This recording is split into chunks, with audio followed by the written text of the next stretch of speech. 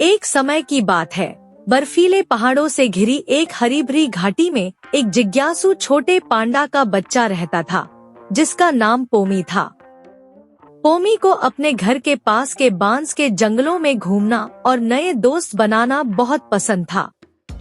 एक दिन धूप से भरी सुबह वह हमेशा से ज्यादा दूर चला गया और एक ऐसे घास के मैदान पर पहुंचा जिसे उसने पहले कभी नहीं देखा था। उस मैदान में एक नन्ही मुलायम सफेद भेड़ का बच्चा खेल रहा था, जिसका नाम लिली था। लिली तितलियों को पकड़ने की कोशिश कर रही थी और अपनी छोटी छोटी टांगों से घास पर कूद रही थी। जब पोमी ने उसे देखा तो उसने आश्चर्य से सिर एक तरफ झुका लिया। उसने पहले कभी ऐसा जानवर नहीं देखा था। हाय, तुम कौन हो? पोमी ने खुशी से पुकारा। लिली ने तितली का पीछा करना रोक दिया और पलटी। उसने काले और सफेद भालू के बच्चे को देखा और हैरान होकर कहा, मैं लिली हूँ। और तुम कौन हो? मैं पोमी हूँ। क्या तुम खेलोगी मेरे साथ? लिली हंस पड़ी।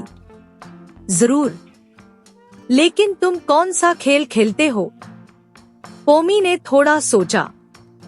मैं पेड़ों पर चढ़ता हूँ, लेकिन तुम तो चढ़ नहीं सकती, है ना? लिली हंसते हुए बोली, नहीं, लेकिन मैं बहुत तेज दौड़ सकती हूँ।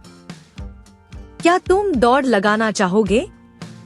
फिर उन्होंने मैदान में दौड़ लगाई। पोमी लिली जितना तेज नहीं दौड़ सकता था, लेकिन उसने पूरी कोशिश की। वह घास पर लुढ़कता और गिरता, जिससे लिली खूब हंसी। फिर लिली ने पोमी को अपना पसंदीदा खेल सिखाया, तितलियों का पीछा करना। पोमी बहुत फुर्तीला नहीं था, लेकिन उसने अपनी पंजे पर धीरे से एक तितली पकड़ ली और दोनों ने उसकी नाजुक पंखों की खूबसूरती देखी, फिर उसे उड़ा दिया। जैसे जैसे सूरज डूबने लगा, पोमी और लिली एक दूसरे के पास बैठकर आकाश को नारंगी और गुलाबी रंग में रंगते हुए देख रहे थे। क्या तुम कल वापस आओगे? लिली ने चमकती आंखों से पूछा। पोमी ने सिर हिलाया। बिल्कुल, तुम मेरी नई सबसे अच्छी दोस्त हो। उस दिन के बाद से पांडा का बच्चा और भेड़ का बच्चा रोज उस मैदान में मिलने लगे।